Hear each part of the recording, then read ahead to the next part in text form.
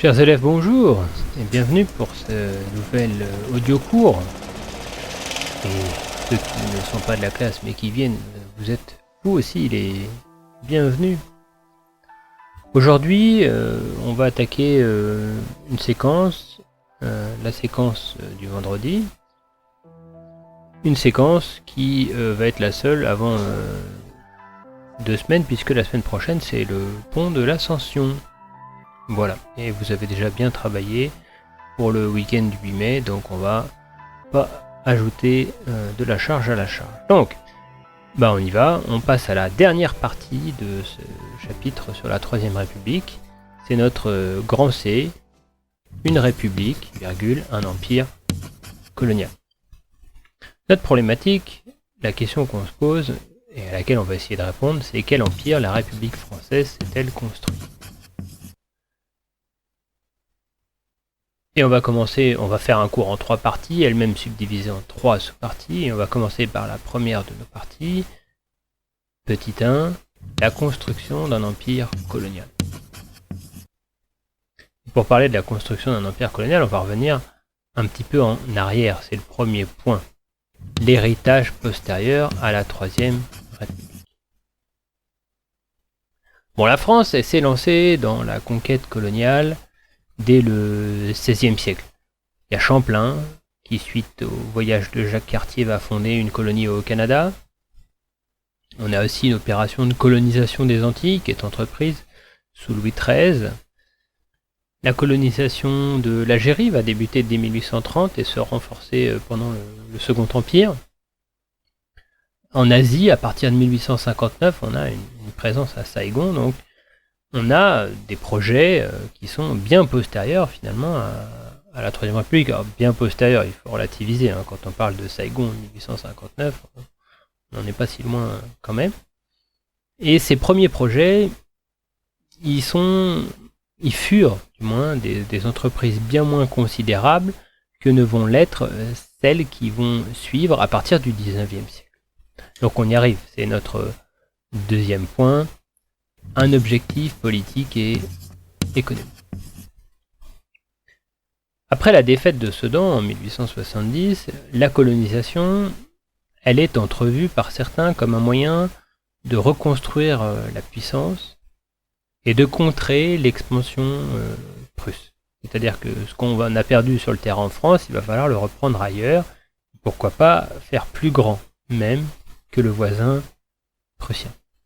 L'expression de colonisation, c'est une des notions à connaître par cœur pour ce chapitre, à noter donc en rouge dans notre manuel. Vous la retrouverez dans notre manuel, dans notre livre, vous la retrouverez dans vos manuels, donc je vous demande de la recopier, colonisation. Et puis une fois que vous l'avez recopié, je vous enjoins à ouvrir vos manuels à la page 87, on s'intéresse au document 2 de la page 87. Et sur la fiche qui vous est jointe, il y a une activité, il y a 3 questions qui portent justement sur le document 2 de la page 87. Alors, il y a une petite erreur dans le titre qui vous est donné dans le manuel. Ici, le titre il va pas, à la rigueur, le titre le plus adéquat, ça serait le débat entre Ferry et Clémenceau sur la colonisation de Madagascar, puis c'est de ça qu'il était question dans les débats parlementaires à ce moment-là. Donc vous avez 3 questions. Il faut lire le texte de Jules Ferry, le texte de Georges Clémenceau, qui sont deux retranscriptions de leur discours à l'Assemblée. Première chose que je vous demande, de montrer que Jules Ferry est pour la colonisation. Donc il faut le montrer à partir du texte. Il ne faut pas juste dire ah oui, il est pour. Non, je veux que vous construisiez une réponse qui parte du document. Même chose cette fois avec Georges Clémenceau, enfin même chose presque, montrer que Georges Clémenceau ne partage pas le même avis. Donc attention, il faut montrer qu'il y a un avis différent entre l'un et l'autre. Donc il faut bien montrer que c'est comme une partie de ping-pong, qu'il y a quelque chose qui répond à quelque chose. Et enfin, un exercice de synthèse, je vous demande, y a-t-il un consensus politique pour la colonisation chez les députés en 1885 ? Attention, il faut justifier votre réponse, montrer s'il y a ou pas un consensus. Voilà, donc là on est dans un exercice de démonstration. Bon, qu'est-ce qu'on ajoute ? Finalement, une fois qu'on a livré cette analyse qui fait partie du cours. La reprise des conquêtes, elle fait débat, elle pose débat.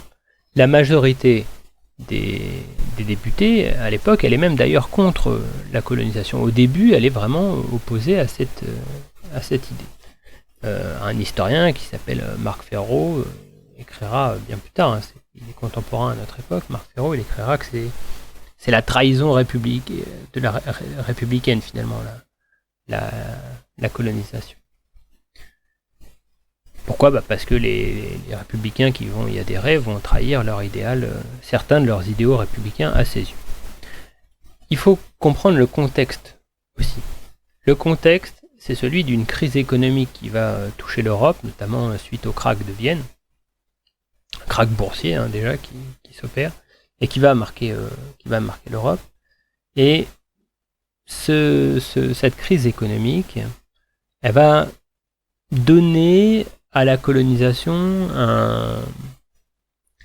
elle va motiver la colonisation sous un point de vue économique. C'est-à-dire que la colonisation, c'est un moyen, elle va être de plus en plus légitimée comme un moyen d'abord d'acquérir des matières premières qui sont nécessaires. On est dans une France qui est en train de s'industrialiser.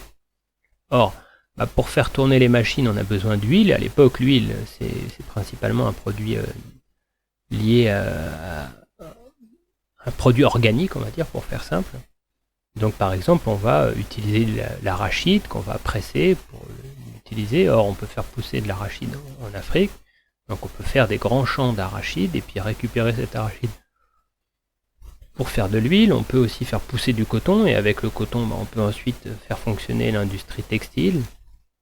On utilise déjà le sucre depuis de nombreuses années. On peut continuer avec le sucre et puis avec évidemment d'autres produits, d'autres matières premières, notamment des minerais.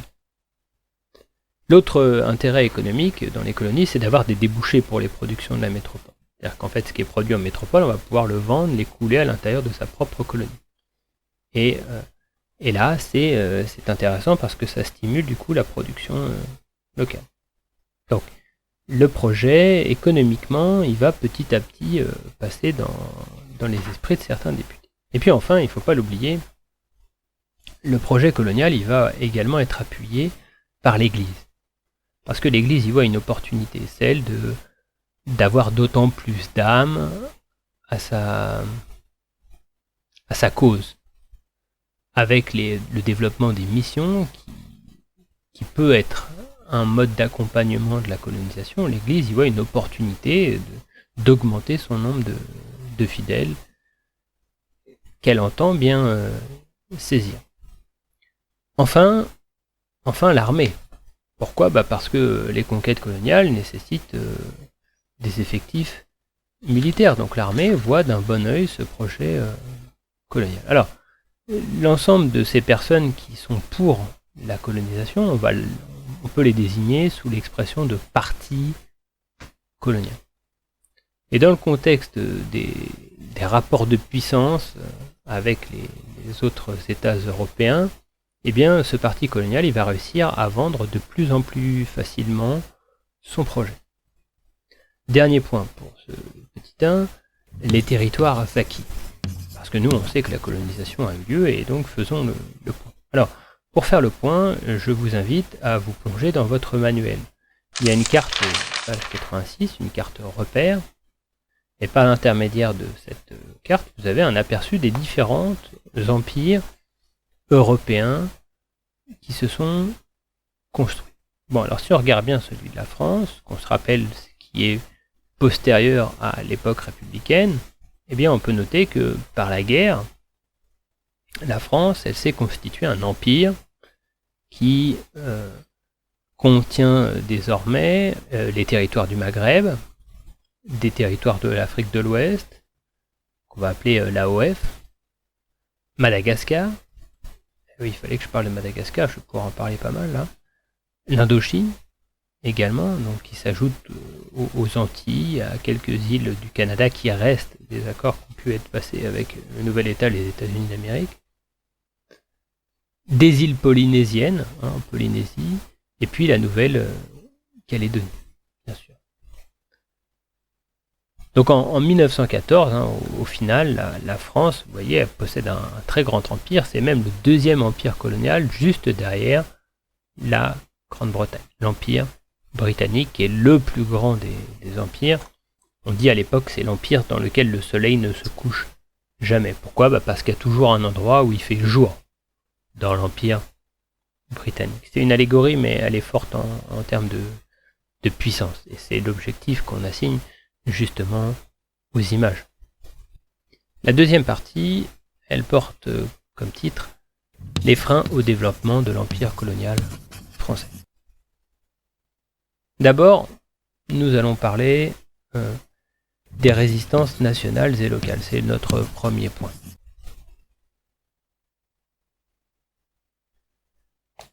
Pour en parler, on va s'intéresser à une caricature, c'est le document 3 de la page 87, une caricature qui vient de l'assiette au beurre. On a déjà parlé de l'assiette au beurre, rappelez-vous, quand on a évoqué la caricature sur la grève. Vous vous rappelez, donc c'est un papier, une presse plutôt de gauche derrière l'assiette au beurre. Or, cette affiche, elle n'est pas pour la colonisation, elle est même plutôt contre la colonisation. On voit des indigènes, entre guillemets, pour reprendre l'expression coloniale, donc des peuples colonisés qui sont en train ici de travailler jusqu'à la mort pour payer des impôts qu'ils ne connaissaient pas, avec derrière, en arrière-plan, une école qui vient leur expliquer que la France, c'est leur mère à tous.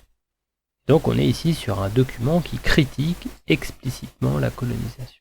Donc c'est la première chose qu'on peut noter. On peut noter qu'en France, la colonisation, elle a ses détracteurs. Ils sont peu nombreux, mais ils existent. Et ils sont plutôt de gauche, marqués par l'idéal communiste. Dans l'héritage aussi un petit peu des anarchistes. Plongeons-nous maintenant dans le document 1 de l'affiche. Le document de l'affiche, c'est une affiche qui représente une publicité pour un livre qui s'appelle La guerre à Madagascar. Et cette affiche, ce roman, enfin c'est pas un roman, c'est un document qui relate la campagne de Madagascar, mais elle stimule ici l'héroïsme national et le patriotisme dans cette lutte. On a ici le drapeau français qui va être hissé et qui va être planté en plein cœur de la capitale de Madagascar, Antananarivo normalement, mais Antananarivo ici, et on loue finalement les héros de l'armée française qui prend possession de Madagascar. Donc on est ici en train d'encenser cette conquête. Si vous regardez la diapositive numéro 2, vous verrez cette fois le supplément illustré du petit journal dans cette diapositive qui relate ici le combat qui a pu avoir lieu contre les Houva. En fait, les Houva, c'est un des noms qu'on donne à l'époque à l'une des tribus du centre de Madagascar, et on voit que combattent aux côtés des troupes coloniales françaises d'autres colonisés. On est ici sur une guerre qui ne mobilise pas que des militaires français. Donc, qu'est-ce qu'on peut noter ? On peut noter que c'est par la guerre que se met en place la colonisation. Et les soldats français, ils vont bénéficier de l'avantage technologique. Notamment, ils ont des armes à feu, des canons que n'ont pas les peuples qu'ils rencontrent, ou qu'ils vont avoir du mal à se procurer. Ils vont acheter, il y a déjà des princes malgaches, des mernes, des hautes-terres ont des fusils, ils ont même des canons qui ont été construits par un Français, la Borde, qui était venu s'installer, mais ils n'ont pas autant de moyens, leurs armées sont un petit peu moins entraînées, et ils vont perdre cette guerre. Donc c'est par la guerre, à cause en grande partie de l'avantage technologique.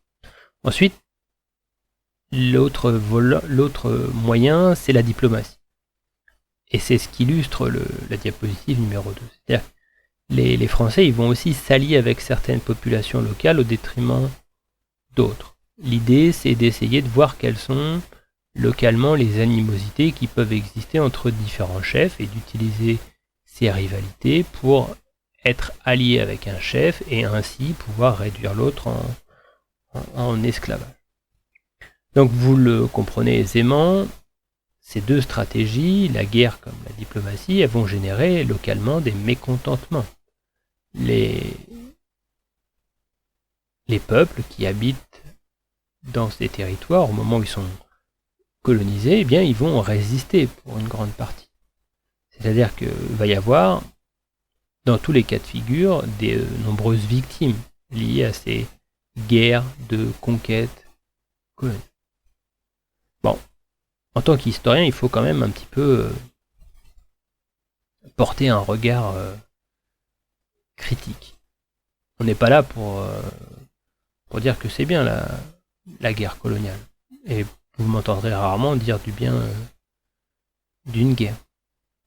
Ce qu'on oublie, c'est que ce nombre de morts qui est trop important, il va être bien moindre par rapport aux effets induits de la colonisation. C'est-à-dire qu'en fait, la colonisation, une fois mise en place, va faire plus de morts que n'en ont fait les conquêtes coloniales, et ce qui fera encore plus de morts, ce sont les luttes anticoloniales pour se libérer du joug, J-O-U-G, du colon. À Madagascar, par exemple, en 1947, on sort de notre période, mais il y a une révolte qui a lieu dans l'est du pays, qui va être très sévèrement réprimée, et c'est surtout la famine qui va suivre, qui va faire de très très nombreuses victimes.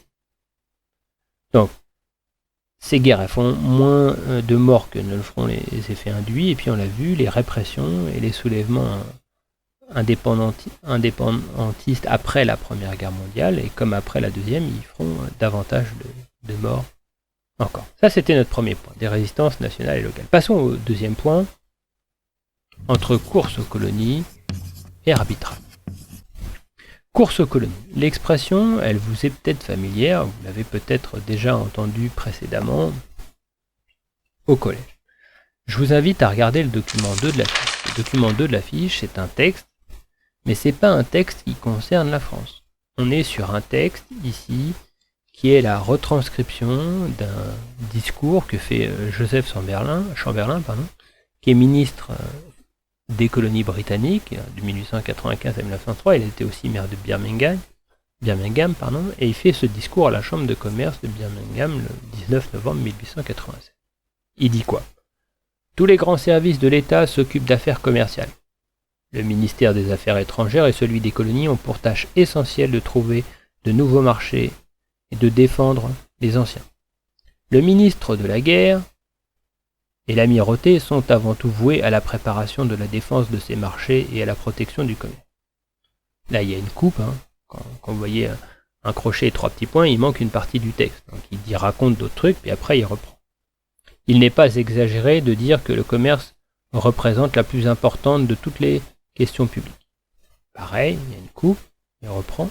Je serais tout à fait disposé à admettre que si d'autres nations voulaient bien se maintenir à l'écart, sous-entendu de la course aux colonies, il aurait pu être plus sage pour nous de procéder moins rapidement.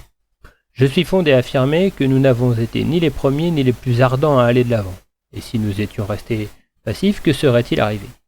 N'est-il pas certain que la plus grande partie du continent africain aurait été occupée par nos rivaux commerciaux qui auraient commencé par fermer ce grand marché potentiel au commerce britannique ? Plus tard, par notre politique commerciale, aussitôt que nous acquérons et développons un nouveau territoire, nous le développons comme les fondés de pouvoir de la civilisation pour la croissance du commerce mondial. Bon, qu'est-ce qu'il nous dit Chamberlain ? Chamberlain nous dit à partir du moment où il y a certains pays qui sont partis dans la course aux colonies, moi je voulais pas y aller, mais j'y vais quand même. Ça sous-entend quoi ? Ça sous-entend qu'en fait, la course aux colonies, il suffit qu'il y en ait un qui l'engage pour que tous les autres suivent. Et c'est ça qu'il s'est en grande partie produit. À partir du moment où le parti colonial dans certains territoires a pris le dessus, eh bien, tout a suivi. Donc on note quoi ? On note que les puissances européennes, elles se sont lancées dans une course aux colonies. Ne pas coloniser, c'était laisser l'avantage aux autres. Et donc, il fallait se lancer dans la conquête aux colonies pour ne pas laisser les autres puissances nous passer devant. Il y avait cette idée. Alors le problème, c'est que ça nuit aussi aux relations diplomatiques qu'il y a entre ces États.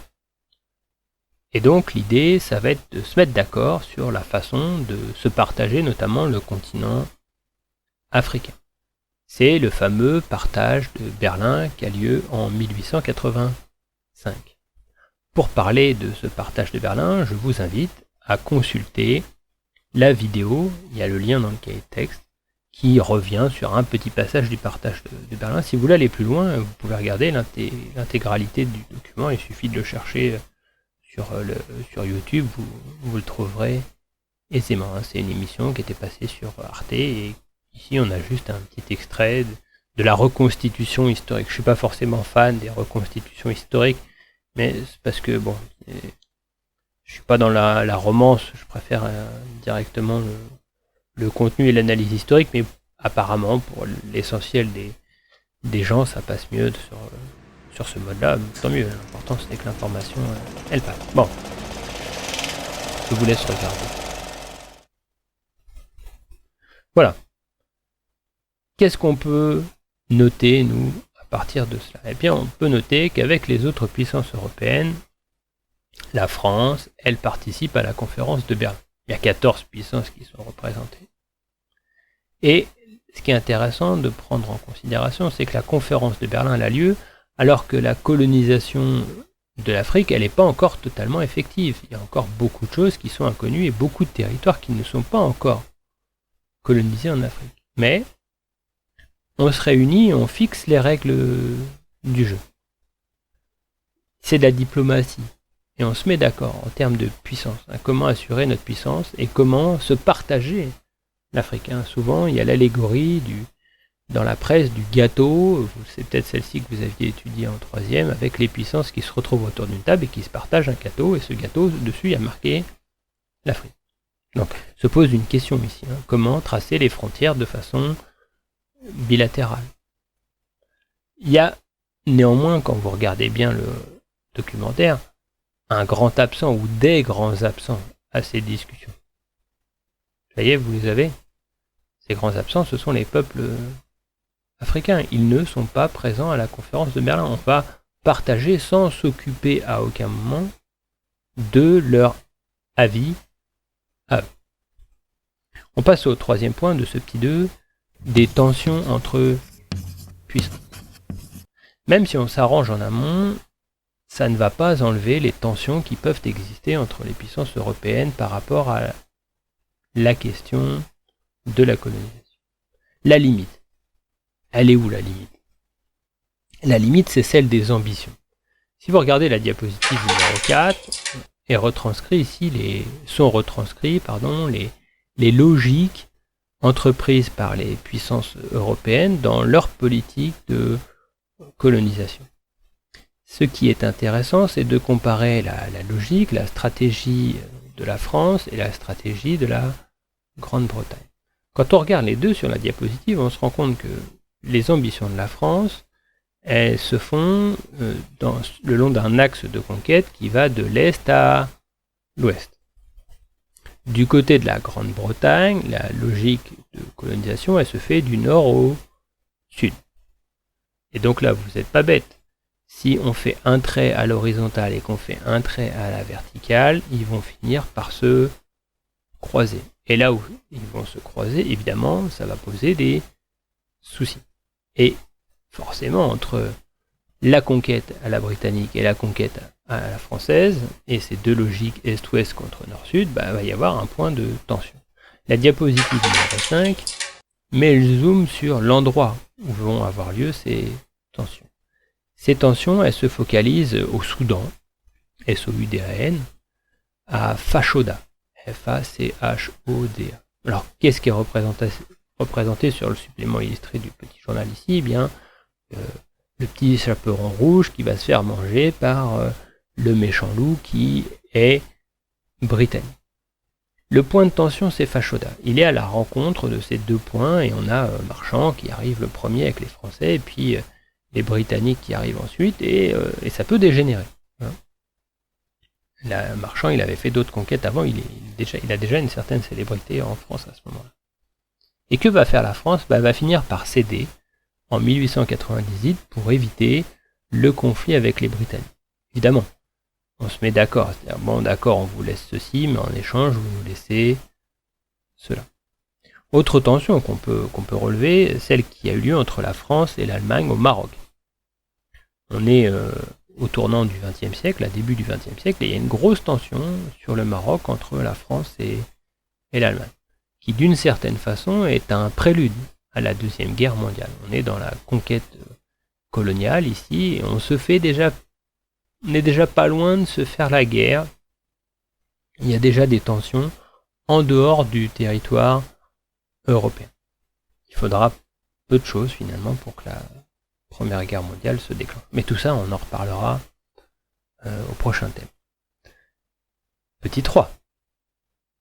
On passe à notre dernière partie, la situation dans l'empire colonial. Alors qu'est-ce qu'on veut dire par là? On veut cette fois s'intéresser à ce qui se passe à l'intérieur. Premier point, des situations différentes. Les situations, elles sont pas directement comparables d'une colonie à l'autre. En fait, déjà au regard du peuplement et du nombre d'Européens qui sont partis dans ces colonies. Il y a d'abord la catégorie qu'on peut appeler les colonies de peuplement. C'est le cas par exemple de l'Algérie. De très nombreux Européens vont partir en Algérie pour s'y installer. C'est vraiment une colonie de peuplement. Et elle est vouée à cela. Et puis, il y a d'autres colonies qui sont des colonies d'exploitation. C'est le cas par exemple du Congo français. Et là, l'idée, c'est d'exploiter les ressources, d'avoir des voies ferrées qui leur permettent d'amener les produits de l'intérieur vers les côtes, vers les ports, pour pouvoir ensuite acheminer tout cela vers la métropole. Et puis on a des colonies qui sont un petit peu hybrides, qui servent à l'un et à l'autre. C'est le cas par exemple de Madagascar, qui est pensé au début comme une colonie de peuplement dans les hautes terres parce qu'on a un climat tempéré qui laisse à penser qu'on peut facilement y habiter. Et puis on va sur les côtes fabriquer des produits destinés à être exportés. Donc, qu'est-ce qu'on peut dire de la présence française dans les colonies? On peut dire que cette présence, elle est différente d'une colonie à l'autre, et elle est aussi discontinue. Il y a des endroits où il y a beaucoup d'Européens, il y a des endroits où il y en a très peu. C'est vrai d'une colonie à l'autre, mais c'est vrai aussi quand on change d'échelle, à l'échelle même d'une colonie. Les Européens, ils vont se concentrer dans les grandes villes coloniales, principalement portuaires, par exemple, sur le continent africain, et puis quand on rentre à l'intérieur des terres, on a presque plus de Français qui sont présents, juste des représentants de l'autorité qui font régner le pouvoir, ou quelques exploitants qui se sont installés à un endroit pour faire pousser par exemple du sisal dans le sud-ouest de Madagascar. Le sisal, c'est une genre de plante et on peut récupérer ses fibres pour faire de la corde. Il y a des plantations d'aloe vera aussi, etc., etc. La gestion politique aussi. La gestion politique d'une colonie à l'autre, elle n'est pas la même. Il y a deux grands modèles qui peuvent ressortir. Il y a le modèle de la gestion directe. La gestion directe, c'est-à-dire que ce sont les Français qui règnent sur le territoire et qui font comme si on était sur un territoire français. Le cas le plus extrême, ça va être celui de l'Algérie, par exemple. L'Algérie est colonisée, on l'a dit, et elle va être divisée en 3 départements. Et la particularité de l'Algérie, et c'est important pour comprendre la guerre d'Algérie plus tard, c'est qu'elle est divisée en 3 départements qui relèvent du ministère de l'Intérieur. C'est-à-dire qu'aux yeux de l'autorité française, quand on est en Algérie, on est toujours en France. On n'est pas dans une colonie française. On est encore en France. C'est un département français. C'est la France qui continue de l'autre côté de la Méditerranée. C'est pas encore l'empire colonial. On n'est pas dans une colonie. Donc gestion directe, c'est la France qui gouverne directement avec des représentants politiques. Et puis, il y a la gestion indirecte. La gestion indirecte, elle repose, comme son nom l'indique, de façon indirecte. On s'appuie sur des chefs locaux qui qui vont régner entre guillemets au nom de la France, avec la protection de la France. Voilà pourquoi on parle de protectorat.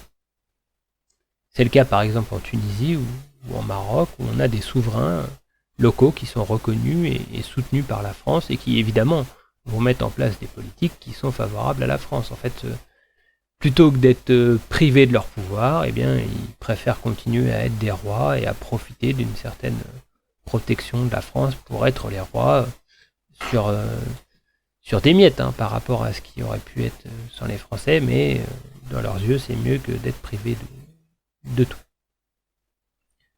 Deuxième point, une société coloniale inégalitaire. La société coloniale, elle n'est pas égalitaire, elle est donc inégalitaire. Là encore, d'une colonie à l'autre, la situation n'est pas exactement la même. La constante, c'est que le droit ne va pas être le même pour tous à l'intérieur des colonies. Les colonisés, ils n'ont pas les mêmes droits ni le même statut que les autres. Alors, statut, c'est-à-dire qu'ils sont sujets de l'Empire. Ce ne sont pas des citoyens. Ils ne sont pas reconnus comme des citoyens. Par contre, ils doivent quand même payer des impôts. Ensuite, en termes de droit, pour revenir là-dessus, ils ne sont pas soumis aux mêmes règles que les citoyens. Ils sont soumis... alors, déjà, on les appelle les indigènes. Ils ne sont pas des citoyens, ce sont des indigènes. Et comme ce sont des indigènes, parce qu'ils doivent répondre au code de l'indigénat. C'est la règle qui s'applique à eux. Vous avez une diapositive, la diapositive numéro 6, qui est une illustration du fait que leur sort, leur protection, notamment juridique, n'est pas la même que les autres. On peut leur infliger des supplices qui ne sont pas autorisés, qui ne s'appliquent pas à des citoyens français. Alors, ce code de l'indigénat, il est mis en place tout paradoxalement en Algérie, alors qu'on a dit que l'Algérie c'était un département français, mais en 1881, donc il y a ce code de l'indigénat algérien qui est généralisé à l'ensemble des colonies de l'Empire en 1887. Situation différente parce que dans les colonies, il y a une sorte de mélange qui s'opère, de mélange culturel, dans le sens où, et prenons le cas de l'Algérie par exemple, on a des Européens qui viennent de toute l'Europe pour s'installer en Algérie, qui sont même invités par la France pour venir s'installer en Algérie. Pourquoi ? Parce qu'il y a un général qui a théorisé la théorie du grand remplacement. Oui, je ne l'invente pas. C'est-à-dire que son idée, c'est faire en sorte qu'il y ait plus d'Européens en Algérie que d'indigènes, qui sont appelés les musulmans, spécifiquement en Algérie. Et donc pour ce faire, son idée à lui, ça va être de naturaliser tous les enfants d'Européens, comme les Juifs, qui vont naître sur le territoire algérien. Il y a ce projet de faire en sorte que les Européens soient à la fin plus nombreux que les musulmans en Algérie. Les musulmans, je vous rappelle, c'est une catégorie administrative. C'est le mot pour dire indigène en Algérie. Bon, ça ne marchera pas, mais il reste ici que ce droit du sol, qui fait que tout enfant né sur le territoire français pendant longtemps était automatiquement français, eh bien, est un héritage de cette législation qui avait été créée pour la situation coloniale. Alors, société coloniale inégalitaire, on peut mobiliser l'exemple des villes aussi pour l'illustrer. Dans les villes, l'espace public n'est pas exactement le même. En fait, dans les grandes villes coloniales, il y a une sorte de deux villes en une. On y reviendra dans l'étude de documents dans la deuxième partie quand on parlera d'Alger. Mais en gros, il y a une ville coloniale et une ville indigène.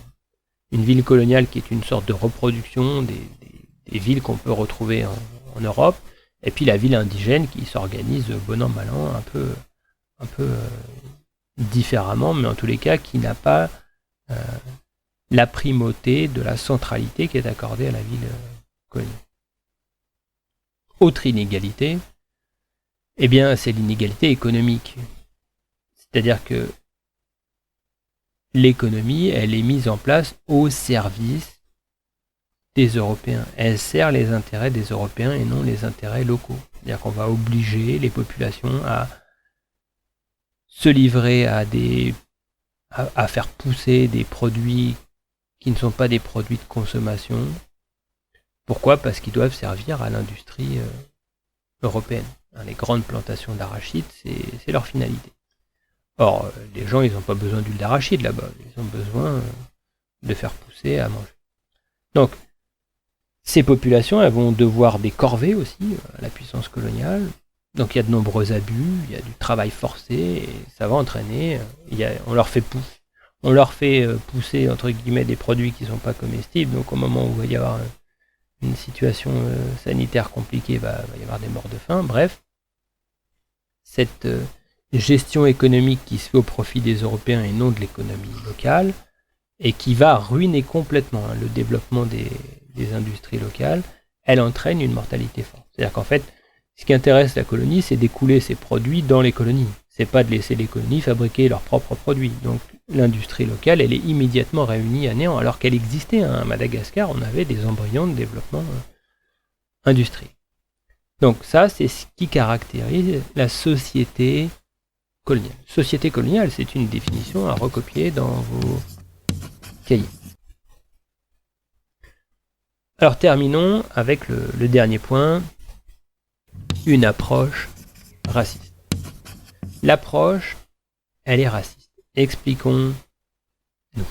Commençons avec la diapositive numéro 7. La diapositive numéro 7, elle renvoie au document 3 de la CNIL. On y voit quoi ?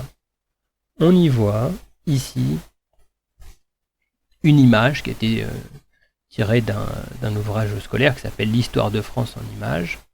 Et c'est la colonisation telle qu'on la vend au milieu scolaire, comment on présente aux petits écoliers la colonisation. On voit quoi ? On voit à l'arrière-plan des gens qui sont en train de pousser des wagonnets, qui viennent d'une mine et qui sont donc en train d'exploiter des ressources. On voit les colons qui sont présents avec leurs casques coloniaux, vous les voyez ici, et leurs bottes, pour se protéger notamment des morsures de serpents, des petites bêtes qui peuvent traîner. Et puis on a un colon particulier, entre guillemets, au premier plan, face à un tableau noir, qui est en train de faire la leçon à des jeunes Africains, en leur apprenant ici à lire. Donc on a une image idéalisée de la colonisation, dans laquelle on présente la France comme en étant en train de faire un œuvre de culture, de diffusion de la culture et du savoir au travers du monde, et à aider les pays à valoriser leurs ressources. Ce qui est intéressant comme exercice, c'est de mettre ce document 3 ici en parallèle avec le document 2 du manuel. De regarder l'un et l'autre. On retrouve des éléments identiques. Sauf que l'un est là pour vous vendre la colonisation et l'autre pour dénoncer, entre guillemets, le poteau rose. C'est-à-dire que cet aspect positif qui est vendu de la colonisation, il n'est pas exempt de critique. On est dans une vision qui est idéalisée et qui va oublier les aspects négatifs de la colonisation. Donc, ce débat sur les côtés positifs et négatifs de la colonisation, on le retrouve souvent. Donc, nous, on note quoi ? On note que la France, les Français, les responsables politiques, principalement, ils vont médiatiser le volet civilisateur de la colonisation. On apporte la civilisation dans nos bagages. Mais dans les faits, on a une approche qui est racisée.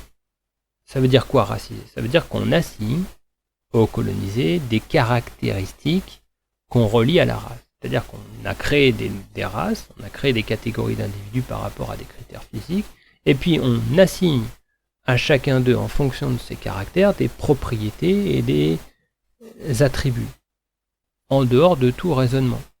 C'est-à-dire qu'on est ici dans une construction mythique de la réalité, et surtout, à l'époque, elle se veut scientifique, cette approche. C'est-à-dire qu'on va classer les individus les uns par rapport aux autres, en regard d'un classement par race, du plus sauvage, entre guillemets, au plus civilisé. Et qui sert de référence pour dire ce qu'est civilisé? Celui qui regarde et celui qui va produire le discours, l'Européen. Alors, le paroxysme de cette approche racisée, on le retrouve avec les zoos-humains. Il y a une diapositive qui clôt tout cela, c'est la diapositive numéro 8. Cette diapositive, elle vient de l'exposition universelle qui a eu lieu à Bruxelles en 1905, et c'est le village sénégalais. Donc on est dans la partie de la France, et donc les Français vont donner à montrer une partie de leur territoire qui est le Sénégal, l'Empire français. Et quand vous regardez bien, c'est un zoo humain. On donne à voir en spectacle les gens ici, et on va les voir comme on irait voir des canards dans la mare. On est sur une représentation qui est déjà théâtralisée, c'est-à-dire qu'on fait jouer à ces gens un rôle, et on les présente à moitié comme des bêtes. Et puis petit à petit, on se rend compte que on était censé leur donner la civilisation, donc on va mettre en scène le fait qu'on leur apporte la civilisation, parce qu'on se rappelle que c'est quand même comme ça qu'on a vendu le projet colonial. Voilà, c'était donc ce dernier cours sur la Troisième République. On se retrouve dans 2 semaines maintenant, le vendredi en 8, et nous attaquerons la partie 2. Et là, l'idéal, ça serait de faire un cours, comme c'est un cours où il faut étudier des documents, etc., et participer, puisqu'on est dans une étude de documents, l'idéal, ça va être d'organiser ça en direct par l'intermédiaire de ma classe CNET. Donc il va falloir que je programme tout ça. Puis ça sera l'occasion de parler, de faire un peu le point en se voyant en chair et en os, puisque nous sommes censés travailler apparemment jusqu'au 4 juillet. Est-ce qu'on se reverra sur le terrain ou pas, tous ensemble ou pas, je sais pas. Et comme je sais pas, je vais pas faire de projet. En tous les cas, il y a une chose qui est sûre, c'est qu'on va s'arrêter là. J'espère que vous vous portez tous bien, que vos proches se portent bien, que vous pouvez travailler comme vous voulez, et que tout ça. Voilà. Merci pour votre attention. Au revoir.